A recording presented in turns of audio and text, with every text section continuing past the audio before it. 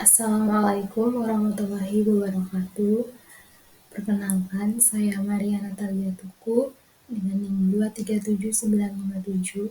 Di sini saya akan menjelaskan materi Human Research Management dengan dua materi yang berbeda. Proses analisis pekerjaan dan manajemen bakat. Di materi ini kita akan membahas 5 bagian penting, yaitu mendefinisikan manajemen bakat dan menjelaskan mengapa manajemen bakat itu penting di sebuah perusahaan atau organisasi. Nah, yang kedua, menjelaskan proses analisis pekerjaan. Ketiga, menjelaskan metode untuk mengumpulkan informasi analisis pekerjaan meliputi wawancara, kuesioner, dan observasi. Yang keempat, menjelaskan bagaimana menulis deskripsi pekerjaan. Yang kelima, menjelaskan bagaimana menulis sebuah spesifikasi pekerjaan. Bagian yang pertama yaitu definisi manajemen bakat. Manajemen bakat adalah suatu proses yang komprehensif dalam mengelola sumber daya manusia dengan fokus pada identifikasi, pengembangan, dan pemanfaatan potensi serta bakat karyawan secara optimal. Tujuan dari manajemen bakat ini adalah untuk memastikan bahwa perusahaan memiliki orang-orang yang tepat di posisi yang tepat, sehingga dapat mencapai tujuan bisnis yang telah ditetapkan. Manajemen bakat juga didefinisikan sebagai proses strategis yang melibatkan perencanaan, pengembangan, dan pengelolaan individu yang memiliki keterampilan dan potensi khusus dalam sebuah organisasi. Tujuannya adalah untuk memastikan bahwa organisasi dapat menarik, mengembangkan, dan mempertahankan individu yang memiliki bakat atau keterampilan yang penting bagi pencapaian tujuan sebuah organisasi. Yang berikutnya, mengapa manajemen bakat itu penting bagi sebuah organisasi atau perusahaan? Manajemen bakat itu penting bagi sebuah organisasi atau perusahaan adalah untuk, yang pertama, meningkatkan kinerja perusahaan. Karyawan yang terkelola dengan baik dan memiliki kesempatan untuk mengembangkan diri akan lebih produktif dan inovatif. Yang kedua, memperkuat budaya perusahaan. Manajemen bakat yang efektif dapat menciptakan budaya kerja yang positif dan mendukung pengembangan karyawan. Yang ketiga, menghindari turnover karyawan. Dengan memberikan kesempatan, pengembangan, dan penghargaan yang sesuai, perusahaan dapat mengurangi tingkat pergantian karyawan. Yang keempat, menjamin keberlangsungan bisnis. Memiliki sumber daya manusia yang berkualitas adalah kunci keberlangsungan bisnis dalam jangka panjang. Secara singkat, manajemen bakat adalah investasi jangka panjang yang akan memberikan banyak keuntungan bagi perusahaan, antara lain peningkatan kinerja, penguatan budaya perusahaan, pengurangan turnover karyawan, keberlangsungan bisnis. Yang kedua, proses analisis pekerjaan. Analisis pekerjaan adalah proses sistematis yang digunakan untuk mengidentifikasi dan mendokumentasikan informasi penting tentang sebuah posisi dalam organisasi. Tujuan utamanya adalah untuk memahami tugas, tanggung jawab, keterampilan, dan kondisi kerja yang terkait dengan posisi tersebut. Proses ini penting untuk perencanaan tenaga kerja, perekrutan, pelatihan, evaluasi kinerja, dan pengembangan karir. Proses mengidentifikasi dan mencatat tugas, tanggung jawab, pengetahuan, keterampilan, dan kondisi kerja yang terkait dengan suatu jabatan. Hasil dari analisis ini akan digunakan untuk membuat deskripsi pekerjaan yang akurat dan spesifikasi pekerjaan yang jelas. Berikut tahap dari proses analisis pekerjaan. Yang pertama, menentukan tujuan, mengumpulkan data, menganalisis data, mengevaluasi data, dan menyusun hasil. Yang ketiga, Metode untuk mengumpulkan informasi analisis pekerjaan. Beberapa metode diantaranya ada 3. Yang pertama, wawancara. Wawancara ini adalah metode yang paling umum digunakan dalam analisis pekerjaan. Dalam wawancara, Anda akan berinteraksi langsung dengan karyawan yang melakukan pekerjaan tersebut. Tujuannya adalah untuk mendapatkan informasi yang lebih mendalam tentang tugas-tugas yang dilakukan, tanggung jawab, keterampilan yang dibutuhkan, serta tantangan yang dihadapi. Metode yang kedua yaitu kuesioner. Metode yang efisien untuk mengumpulkan data dari sejumlah besar karyawan. Kuesioner dapat berupa pertanyaan terbuka atau tertutup dan dapat didistribusikan secara online atau offline. Kelebihan dari kuesioner yang pertama efisien, yang artinya dapat mengumpulkan data dari banyak orang dalam waktu yang singkat. Yang kelebihan yang kedua, anonim. Karyawan yang merasa lebih bebas untuk memberikan jawaban yang jujur. Kelebihan yang ketiga, standarisasi.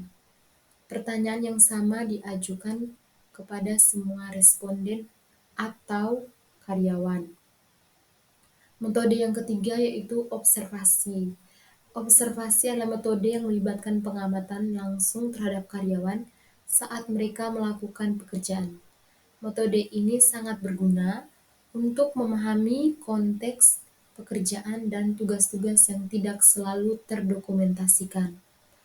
Hal yang dapat diamati ketika melakukan observasi, yang pertama tindakan fisik. Tindakan fisik ini seperti bagaimana karyawan melakukan tugas-tugasnya. Terus interaksi sosial, itu bagaimana karyawan berinteraksi dengan rekan kerja dan pelanggan. Yang ketiga, pengguna waktu. Bagaimana karyawan mengalokasikan waktu mereka ketika di lapangan. Bagian yang keempat dari materi proses analisis pekerjaan dan manajemen bakat, yaitu deskripsi pekerjaan. Deskripsi pekerjaan adalah langkah penting dalam proses perekrutan dan manajemen sumber daya manusia. Deskripsi pekerjaan yang baik membantu calon pelamar memahami tanggung jawabnya, kualifikasi, dan ekspektasi dari posisi yang ditawarkan, serta membantu organisasi dalam menemukan kandidat yang paling sesuai. Berikut langkah-langkah untuk menulis deskripsi pekerjaan yang efektif. Yang pertama, tentukan terlebih dahulu judul dari pekerjaan. Yang kedua, ringkasan dari posisi. Yang ketiga, tanggung jawab utama. Yang keempat, kualifikasi dan persyaratan. Yang kelima, gaji dan tunjangan.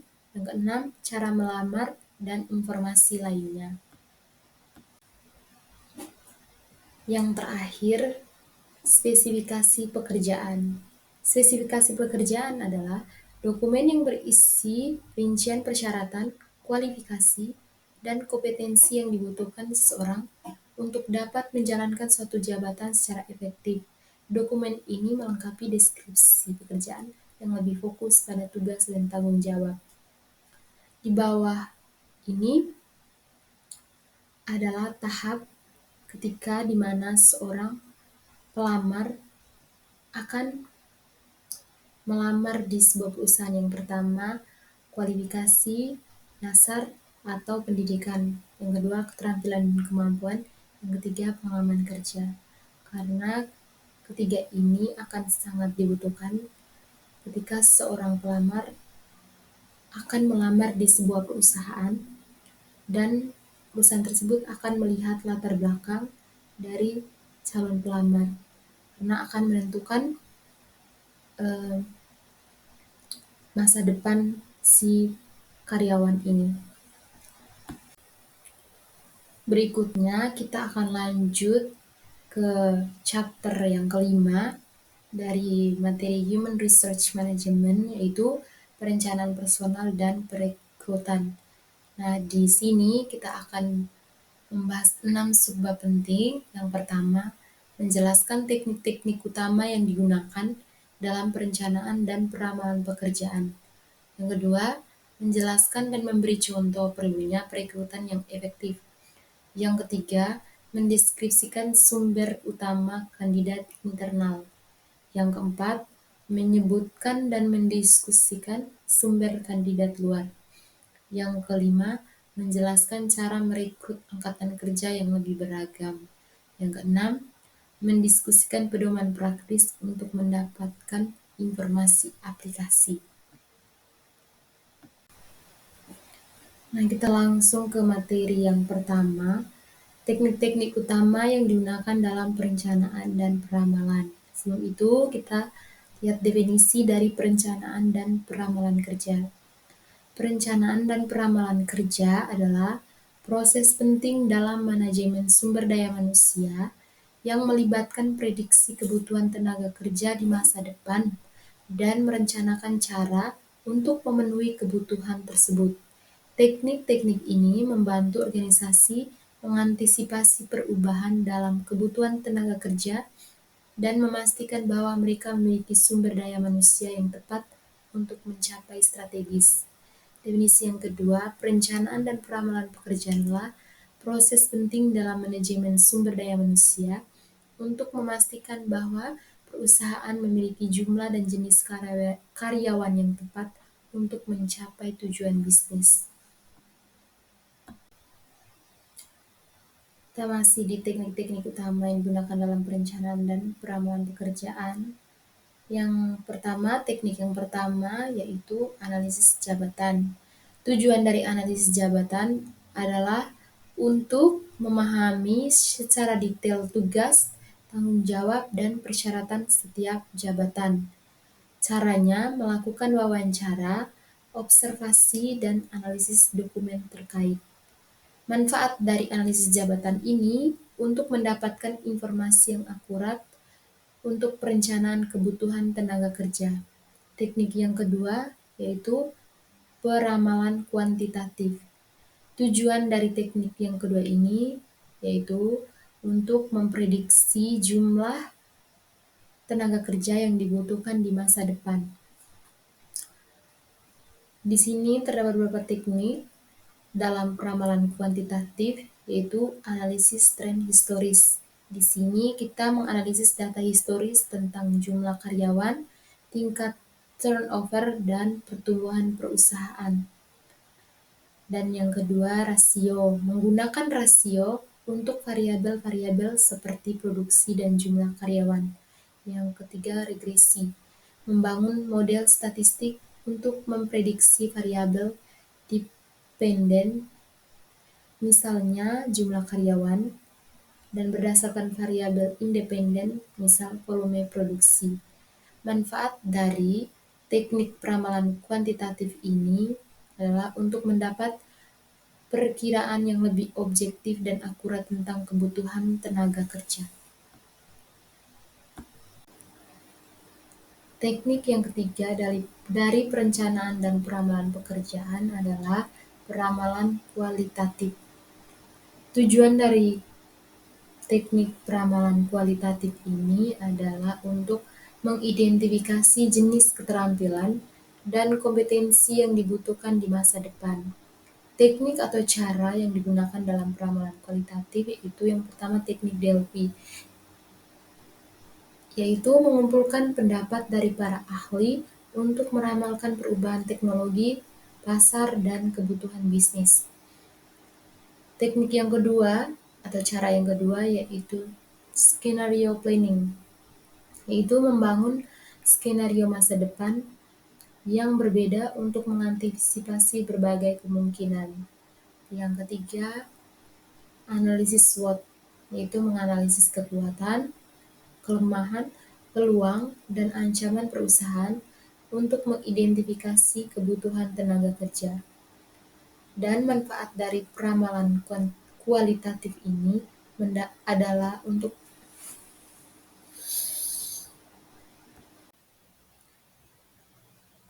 teknik yang kelima yaitu perencanaan suksesi.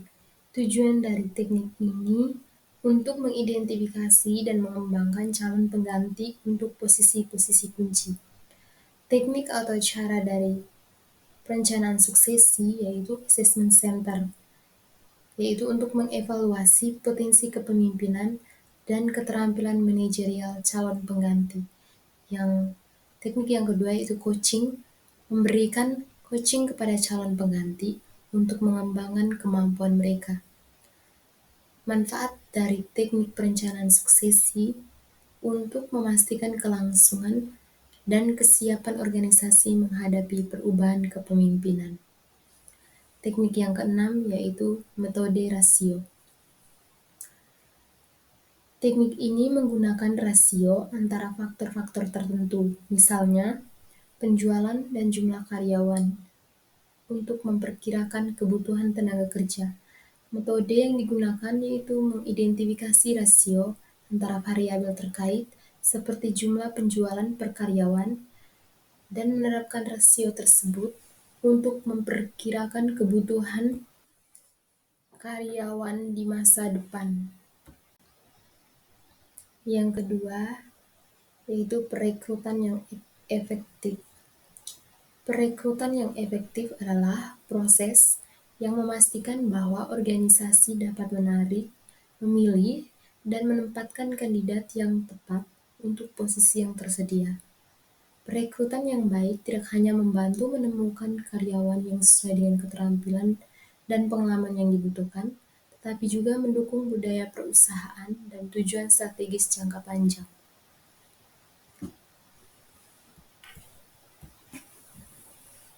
Berikut perlunya perekrutan yang efektif di sebuah perusahaan atau organisasi, yaitu untuk yang pertama, meningkatkan kualitas tenaga kerja. Perekrutan yang efektif memastikan bahwa kandidat yang dipekerjakan memiliki keterampilan, pengetahuan, dan sikap yang tepat untuk posisi tersebut. Yang kedua, mengurangi turnover karyawan. Proses perekrutan yang baik membantu memastikan bahwa kandidat yang diterima cocok dengan budaya dan nilai-nilai organisasi serta memahami tuntutan pekerjaan. Yang ketiga, menghemat biaya. Perekrutan yang efektif mengurangi biaya terkait dengan pengganti karyawan yang keluar, pelatihan berulang, dan waktu yang dihabiskan untuk memperbaiki kesalahan yang disebabkan oleh karyawan yang tidak cocok.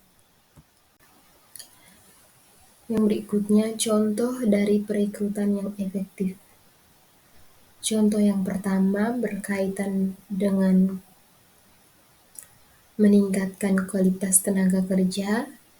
Contohnya seperti perusahaan teknologi sedang mencari pengembang perangkat lunak. Proses perekrutan yang efektif akan melibatkan penilaian mendalam tentang keterampilan teknis kandidat, pengalaman proyek sebelumnya, dan kemampuan mereka untuk beradaptasi dengan teknologi baru.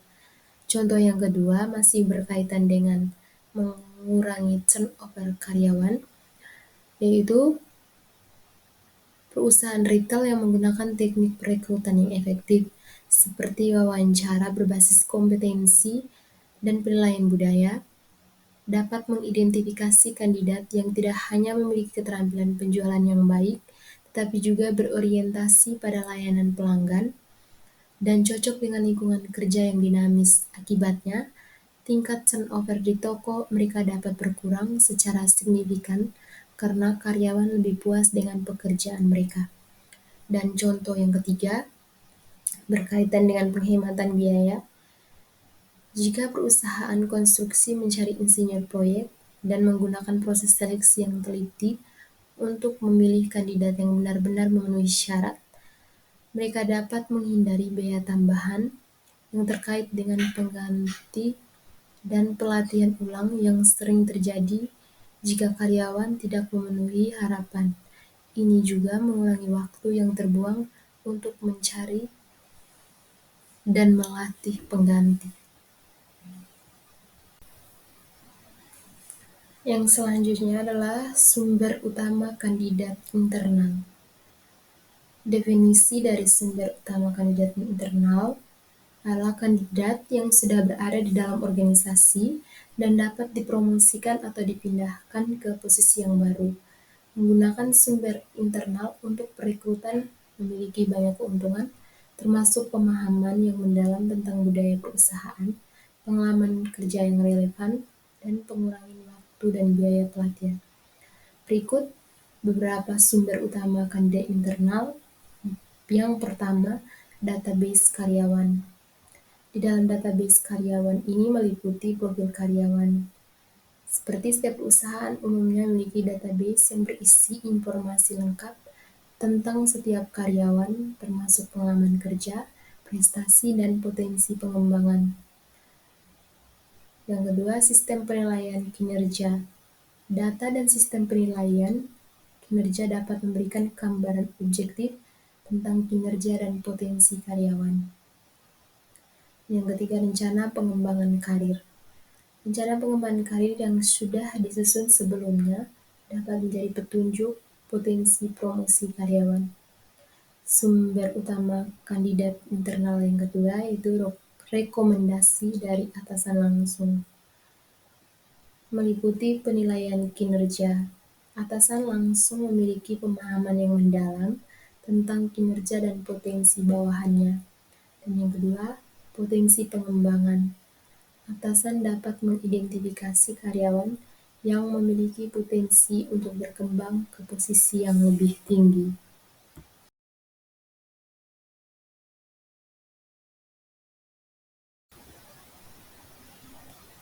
Yang berikutnya, sumber kandidat luar. Sumber kandidat luar adalah berbagai saluran yang digunakan perusahaan untuk mencari calon karyawan baru dari luar organisasi. Sumber ini sangat penting untuk memperluas jangkauan pencarian, mendapatkan perspektif baru, dan memenuhi kebutuhan akan keterampilan spesifik yang mungkin tidak dimiliki oleh karyawan internal. Beberapa sumber utama kandidat luar antara lain, yang pertama, situs lowongan kerja online. Yang kedua, media sosial. Yang ketiga, agen penempatan kerja. Yang keempat, kampus dan universitas. Yang kelima, situs web perusahaan. Dan 6, rekomendasi dari para karyawan. Materi selanjutnya, cara merekrut angkatan kerja. Di sini ada beberapa cara untuk merekrut angkatan kerja. Yang pertama, buat deskripsi pekerjaan yang inklusif. Yang kedua, perluas jaringan perekrutan. Yang ketiga, tingkatkan keragaman dalam tim perekrutan. Berikutnya masih dari cara merekrut angkatan kerja, ada biasakan praktik rekrutmen tanpa bias. Yang selanjutnya ada fasilitasi proses wawancara yang inklusif. Dan yang terakhir, evaluasi proses perekrutan saat ini. Yang terakhir dari materi ini adalah pedoman praktis untuk mendapatkan informasi aplikasi. Mendapatkan informasi aplikasi yang efektif dan akurat adalah langkah penting dalam proses perekrutan karena informasi ini memengaruhi keputusan perekrutan dan dapat memengaruhi kesesuaian kandidat dengan posisi yang tersedia. Beberapa pedoman yang dapat digunakan untuk mendapatkan informasi aplikasi secara efektif. Yang pertama, dokumentasi. Yang kedua, wawancara dengan pengembang. Yang ketiga, analisis kode sumber. Yang keempat, pemantauan log. Yang kelima, database. Yang keenam, gunakan pertanyaan wawancara berbasis kompetensi. Yang keenam, gunakan tes keterampilan dan penilaian. Yang ketujuh, gunakan wawancara yang terstruktur. Dan yang terakhir adalah kesimpulan. Dari kedua materi ini dapat disimpulkan bahwa keselarasan antara analisis pekerjaan, manajemen bakat, perencanaan personal, dan perekrutan akan menghasilkan sejumlah manfaat bagi organisasi atau perusahaan, antara lain, yang pertama, peningkatan kinerja karyawan. Karyawan yang memiliki kompetensi yang tepat dan ditempatkan pada posisi yang sesuai akan lebih produktif dan puas dengan pekerjaan mereka. Kedua, pengurangan turnover di perusahaan atau organisasi. Dengan melakukan perencanaan karir yang baik, organisasi dapat mempertahankan karyawan berbakat dan mengurangi tingkat pergantian karyawan. Dan yang ketiga, peningkatan efektivitas biaya. Perekrutan yang tepat sasaran dan pengembangan karyawan yang efektif dapat mengurangi biaya operasional. Sekian presentasi dari saya mengenai materi Human Research Management dengan dua materi yang berbeda. Saya mohon maaf apabila ada kesalahan dan kekurangan dalam menyampaikan materi ini. Sekian dan terima kasih. Wassalamualaikum warahmatullahi wabarakatuh.